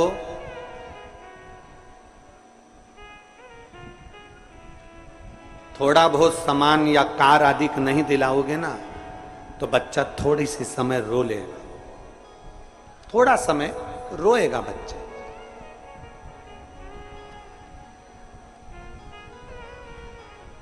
पर यदि अपने बच्चों को खिलौना नहीं दिलाया, बच्चा थोड़ा समय रोएगा। अपने बच्चों को गिफ्ट आइटम नहीं दिलाया, बच्चा थोड़ा समय रोएगा। अपने घर के बच्चों को थोड़ा सा सामान नहीं दिलाया, बच्चा थोड़ा रोएगा। पर यदि शिव महापुराण की कथा कहती है, अपने घर के बच्चों को यदि संस्कार नहीं दिलाया तो वो बच्चा जिंदगी भर रोता, जिंदगी। कार नहीं दिलाओगे, बच्चा थोड़ा रोएगा। कार नहीं दिलाओगे, बच्चा थोड़ा बहुत रोएगा। पर यदि संस्कार नहीं दिलाए तो बच्चा पूरी जिंदगी रोता है, पूरी जिंदगी। इसलिए सबसे मूल है, सबसे मुख्य है कि हमारे बच्चों में संस्कार है।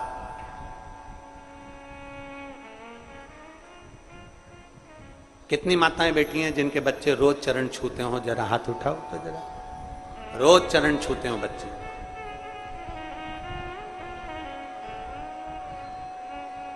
रख लो। कम से कम अपने बच्चों को ये नियम तो बनाओ कि झुकना सीखे। दूसरे के आगे भले ना झुके, पर अपने बच्चों को यह संस्कार दिया जाए कि अपने माता पिता के आगे तो झुके, प्रणाम तो करे। और झुकना जीते की पहचान है, अकड़ना मुर्दे की शान है। जो अकड़ रहा है वो मरा है। अगर आप झुक रहे हो तो ये आप समझ लो कि आप जीवित हो। आप झुक रहे हो तो ये समझ लो कि आप नम्र हो। आप झुक रहे हो तो ये मान लो कि आपके ऊपर देवादिदेव महादेव की कृपा है, जो आप झुकना जानते हो। अकड़ नहीं रहे हो, झुकना जानते हो।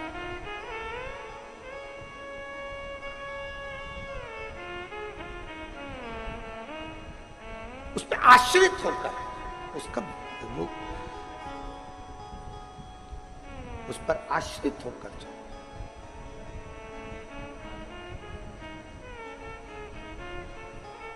कहाँ है तेरा भगवान, प्रहलाद से हिरण्यकशिपु ने पूछ लिया। तब खंबे में भी भगवान विराजमान है और खंबे में नरसिंह भगवान प्रकट हो जाते। नरसिंह भगवान का क्रोध इतना तीव्र था, इतना तीव्र क्रोध था, इतना तीव्र क्रोध था कि देवता भी घबरा रहे थे। नरसिंह भगवान के क्रोध को देखकर देवता भी घबरा रहे। सारे देवताओं ने भगवान शंकर से प्रार्थना करी है कि भोलेनाथ, हे त्रिकालदर्शी, कैलाशी, अविनाशी, हे शंभु, कृपा करिए, नरसिंह भगवान के क्रोध को शांत करिए। शंकर भगवान की कथा कहती है, शिव का भक्त, शंकर की आराधना करने वाला, उसके अंदर क्रोध नहीं होना चाहिए, उसके अंदर विनम्रता, नम्रता होना चाहिए, उसके अंदर क्रोध का कोई काम नहीं। और आपसे फिर निवेदन करेंगे, हम कहें, जब आप यहां से निकलो, कथा समापन होने के बाद अपने अपने घर को जब जाओ, आपसे निवेदन, विनम्रता, किसी को पाँव ना लगे, किसी को टल्ला ना लगे, किसी को धक्का ना लगे, अपनी गाड़ी जरा धीरे धीरे आराम से, रास्ते से आराम से, क्यों किसी को कष्ट दे। हम कथा सुनने के लिए आए हैं, हम देवाधिदेव महादेव से कुछ मांगने के लिए, हम कंकर शंकर की धरा पर भगवान शंकर को रिझाने के लिए, भगवान देवाधिदेव महादेव को रिझाने के लिए आए, क्यों किसी को कष्ट देकर। प्रयास करो, जितना बन सकता है उतना अच्छा करो। और मत बुरे कर्म कर बंदे, वरना पछताएगा, भगवान की आंखों से तू बच नहीं पाएगा, तू बच नहीं पाएगा।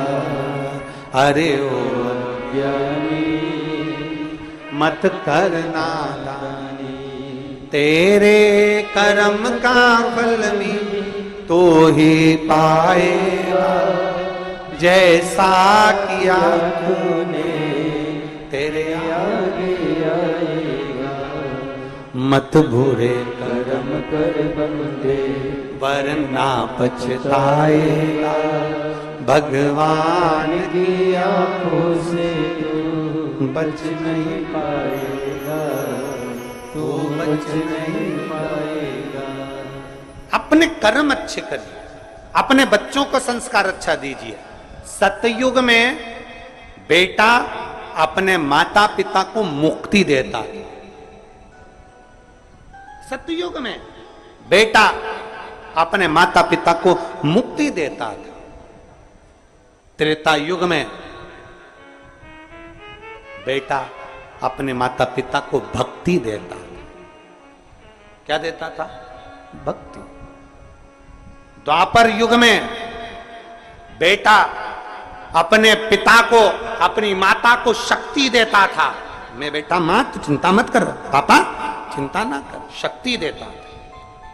और कलयुग में बेटा माता पिता को 2 रोटी दे दे, वो ही बहुत बड़ी बात है।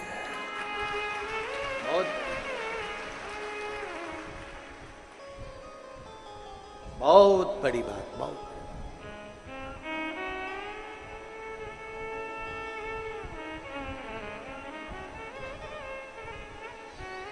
यहाँ मुंबई के जजमानों में एक जजमान बैठे हैं, जगत सिंह फूलवासी सिंह जी।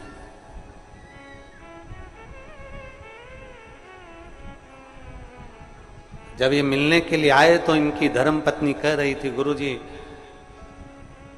हमारे बेटे और बहुओं को मालूम पड़ा कि हम सीहोर जा रहे हैं कथा सुनने के लिए और यजमान बनना है, तो हमारी बेटे और बहुओं ने तुरंत उसी समय पर कह दिया कि मम्मी आप जाओ। मेरी बहू ने मेरा टिकट करवाया और मेरे बेटों ने हमारे लिए बैग पैक करा और कहा कि तुम जाकर कथा को सुनना। मेरे बता रही थी कि हमारे 3 बेटे हैं, पर तीनों बेटे हमारे अनुकूल, कभी मना नहीं करते, धर्म में, दान में, पुण्य। एक हमारे वो सुनील मंत्री जी बैठे हैं सीहोर वाले, तो जब इन्होंने कहा कि यजमान बनना है तो हमने कहा कि वो बेटी मिताली को बोलना, उससे बात करना, ये तो कहे सबसे पहला फोन हमारी बेटी का ही आया और वो बोलती है कि चिंता मत करो मम्मी पापा, तुम्हें जो करना है अच्छे से करो और अच्छे से शिव महापुराण के यजमान। भाई ऐसी बेटी ऐसे बेटे होना चाहिए। मैं धन्यवाद देता हूं, साधु था बेटी, साधु था। ऐसे बेटी बेटा होना चाहिए जो आगे बढ़कर कहते दान करो, धर्म करो, पुण्य करो, सत्कर्म करो, ये सब तुम्हारा कमाया हुआ है, अपने हाथ से करो, दूसरे पर आश्रित नहीं, अपने हाथों से करते चलो।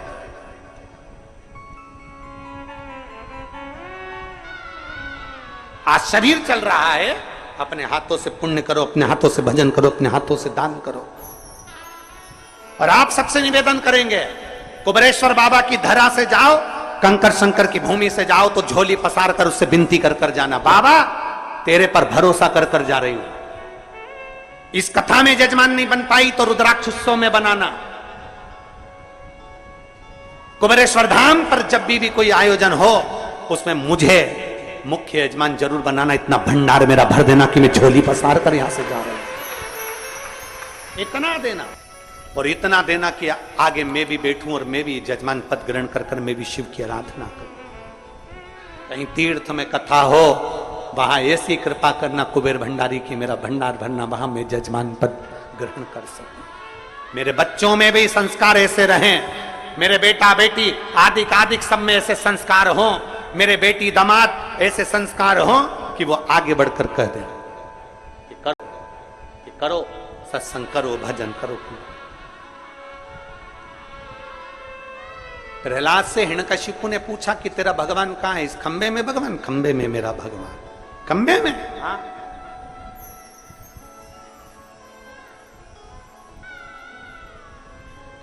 खंबे में भगवान? हाँ, खंबे में भगवान।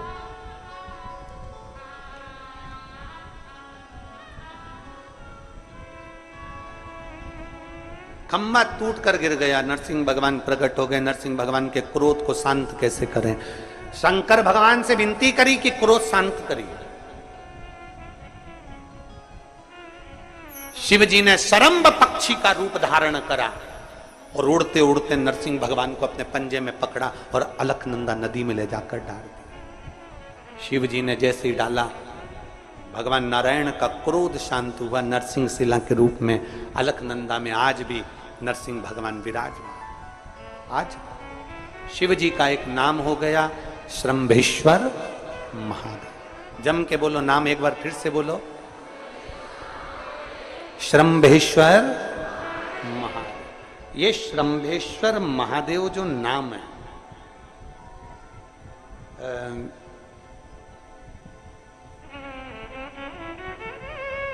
भगवान शंकर ने सारे 33 कोटि देवताओं को अपने अंदर समाहित कर कर ये रूप रखा था श्रंभ पक्षी।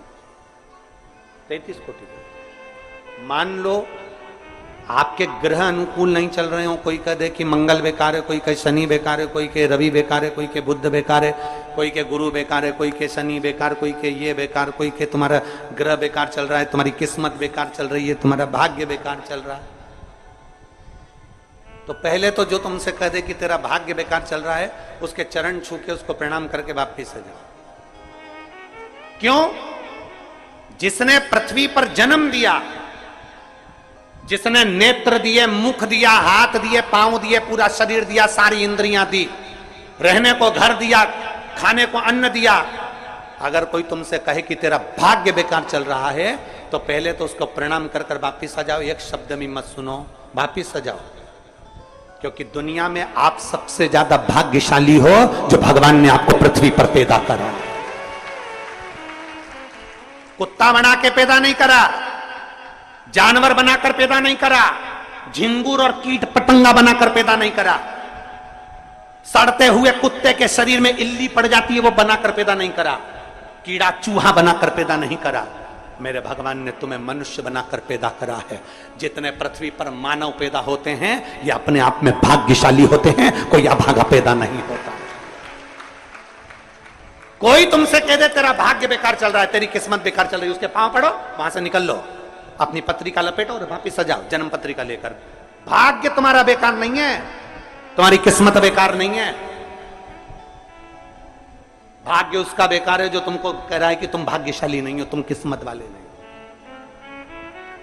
भाग्य उसका बेकार है जो पृथ्वी पर जन्म ले लेता है, शंकर जी के मंदिर में एक लोटा जल चढ़ाना चालू कर देता है, शंकर के मंदिर में झाड़ू पोछा करना प्रारंभ कर देता है, वो कभी भी अभागा नहीं होता, वो भाग्यशाली ही होता है। वो अभागा नहीं है, वो भाग्यशाली है। और जितने पृथ्वी पर मनुष्य जन्म है, चाहे वो छोटे से छोटा बड़े से बड़ा, आपका हाथ पैर शरीर सब भगवान ने दिया है, आपको करोड़पति बनाकर पैदा करा है, फिर भी आप अपने आप को अगर अभागा समझते हो तो आपके ऊपर है। किस्मत वाले हो, करोड़पति बनाकर भेजा है।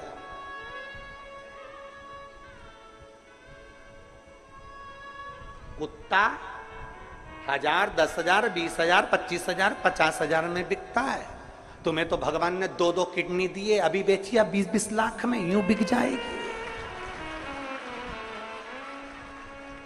भगवान ने नेत्र दिए 50-50 लाख में, अभी बिक जाए 5 लाख में। एक एक शरीर भगवान ने कीमत वाला बनाकर भेजा है। किसी डॉक्टर के पास बैठना और पूछना कि कौन से अंग की कितनी कीमत होती है, वो डॉक्टर बता देगा कि तुम्हारे शरीर की क्या कीमत है। और उसके बाद भी कहते हो कि हम अभागे। बताने वाला कह देता कि तुम भाग्यहीन हो, तुम भाग्यशाली नहीं हो, तुम किस्मत वाले नहीं हो। वहां से पत्रिका उठा चल दो, कहते मेरे बाबा ने मुझे भाग्यशाली बनाकर भेजा है। और अपने हाथ में वो बल होता है कि आप स्वयं इतनी मेहनत कर कर आगे बढ़ सकते हो कि अपने आप किस्मत वाले बन सकते हो।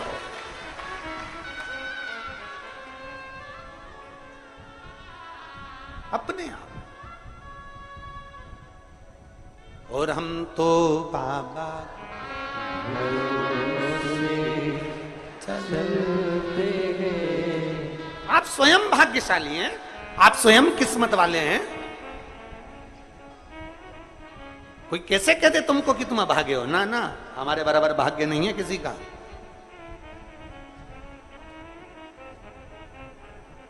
तुम्हारी ग्रह खराब है, तुम्हारे ग्रह खराब है। संभेश्वर महादेव का नाम 7 कनेर के पुष्प, कितने? 7 कनेर मान लूंगा। ये रोड पर जो जाते हो डिवाइडर में पीला पीला फूल लंबा, जो कि पशु पक्षी कोई नहीं खाता, जहरीला फूल माना जाता है। कनेर के 7 फूल, एक बेलपत्र। जिस समय पर कनेर का फूल बेलपत्र के साथ चढ़ाया जाएगा तो 7 कनेर के पुष्प सीधी बेलपत्र पर आपको रखना। 2-3 प्रदोष कर कर देखना।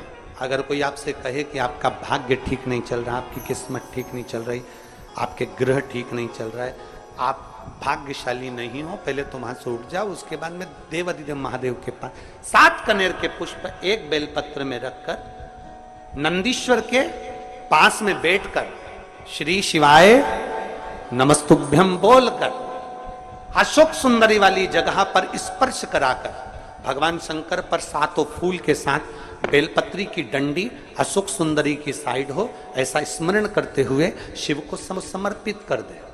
वही बेलपत्री 5 बार नमः शिवाय या पंचाक्षर मंत्र, षडाक्षर मंत्र या श्री शिवाय नमस्तुभ्यम बोलकर वही बेलपत्री 3 प्रदोष, 4 प्रदोष, 5 प्रदोष, 2 प्रदोष, जितने प्रदोष आप चढ़ा रहे हैं प्रदोष काल में, वो बेलपत्री लाकर अपने कक्ष में अपने पूजन वाले स्थान पर रखते जाओ।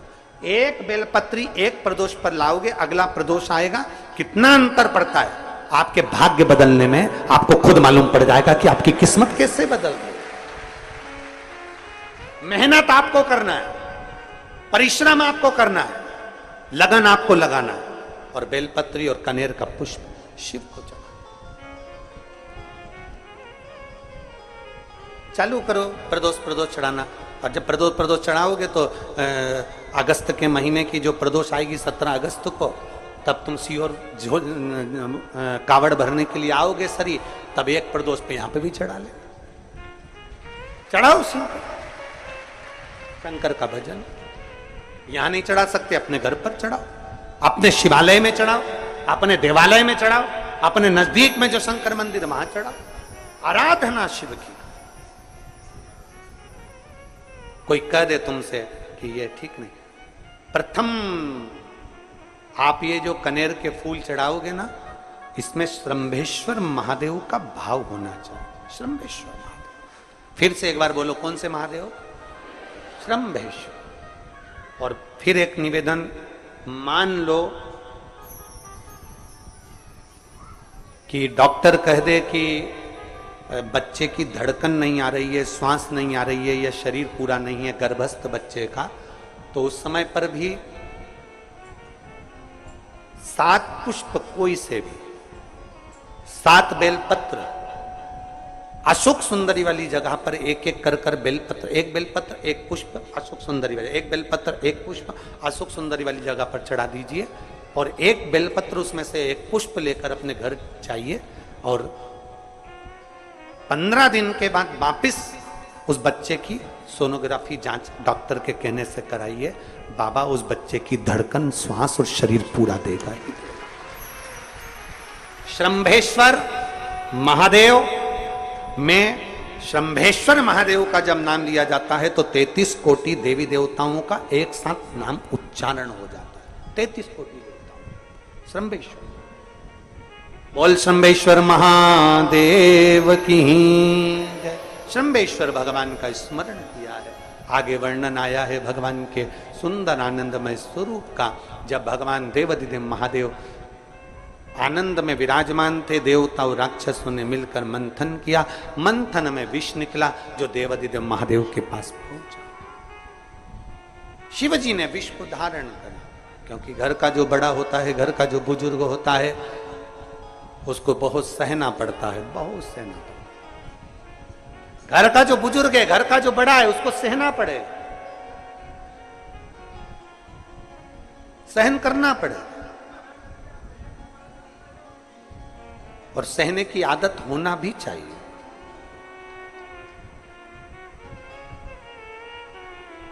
सहने की आदत होना भी चाहिए। सहो, जैसे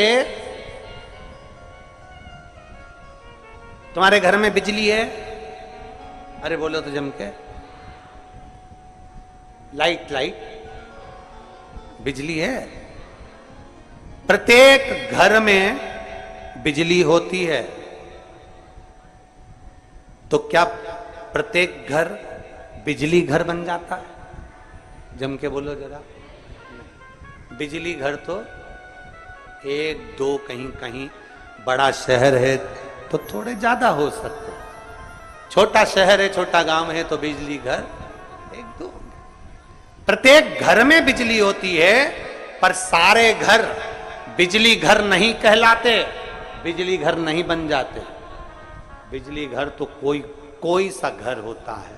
उसी तरह ढेर सारे तुम्हें कथा करने वाले भी मिलेंगे, ढेर सारे तुम्हें ज्ञान देने वाले भी मिलेंगे, ढेर सारे तुम्हारे पास में, तुम्हें मोबाइल खोलोगे, टीवी खोलोगे तो ढेर सारे महाराज मिलेंगे, पर सब देवाधिदेव महादेव के भक्त नहीं मिल जाते।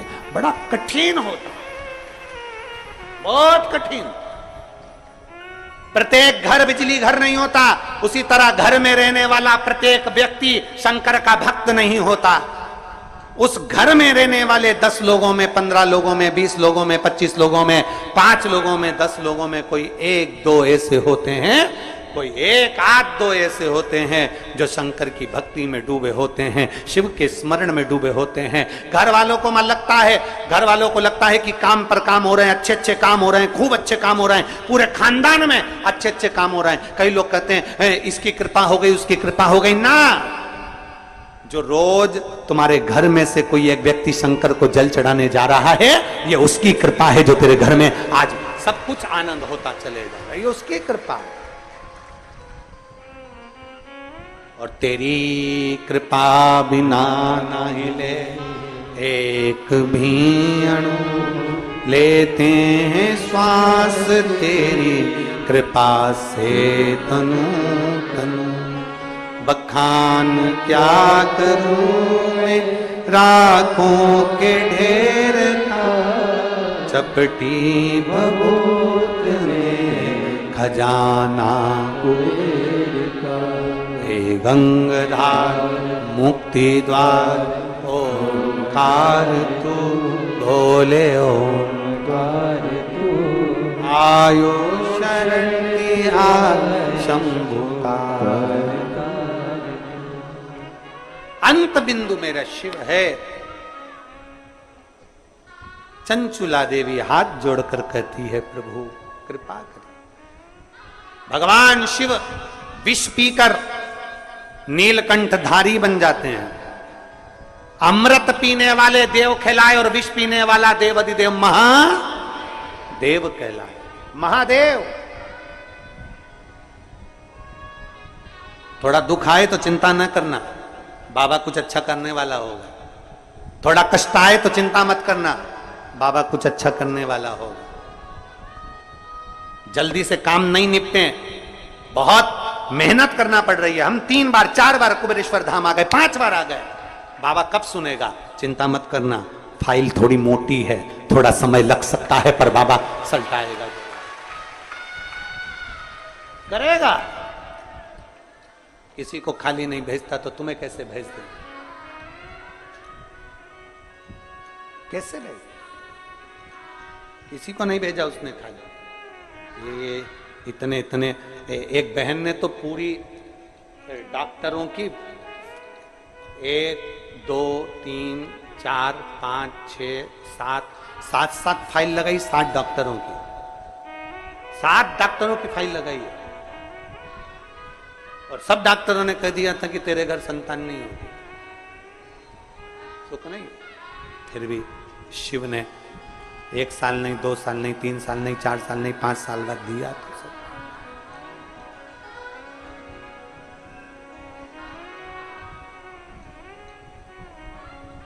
देता जरूर है, थोड़ा समय लग सकता है। विष पीने के बाद भी बाबा का नाम नीलकंठधारी हो गया, त्रिपुंडधारी हो गया, त्रिकालदर्शी, कैलाशी, अविनाशी हो गया। क्या नहीं देता?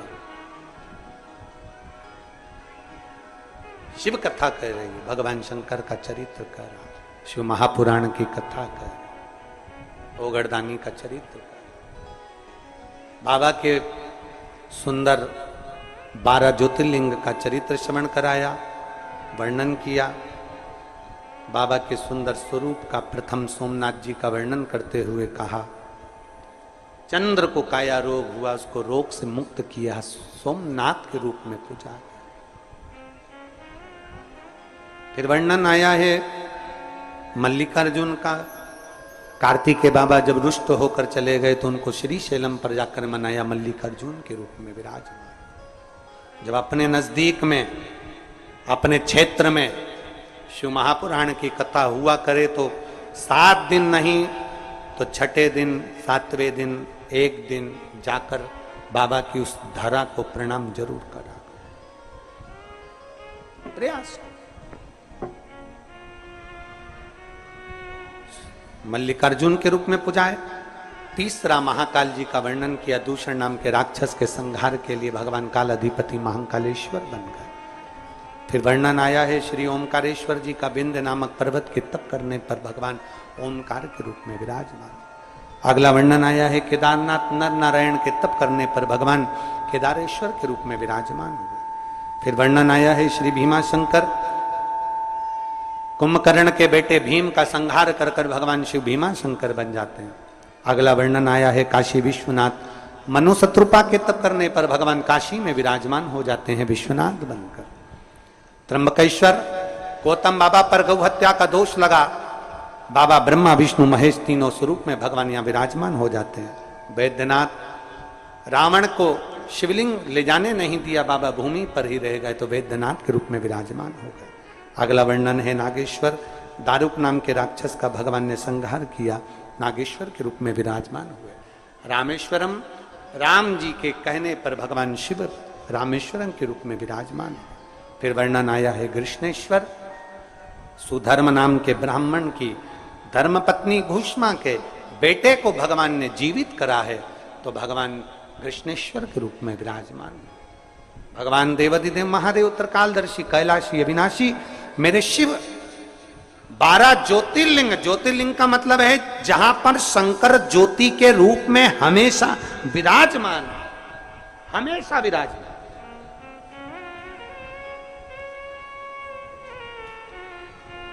एक ज्योति के रूप में मेरा देवाधिदेव महादेव वहां पर विराजमान, और वही ज्योति हम तो कई लोग कहते हैं कि आपके ये कुबेरेश्वर धाम के कंकर संकर में ऐसा क्या है, कुबेरेश्वर धाम में ऐसा क्या है। हम कहते हैं 12 ज्योतिर्लिंग के मध्य में है, तो हम तो ये मानते हैं कि 12 एक ज्योतिर्लिंग में एक ज्योति होती है, पर कुबेरेश्वर धाम में 12 ज्योतिर्लिंग की ज्योति एक साथ होती है। हम तो ये मानते हैं कि वहां 12 ज्योति एक साथ, उसकी धरा पर, उसकी भूमि पर भगवत भजन का फल ही दूसरा, ये ज्योति ही तो है।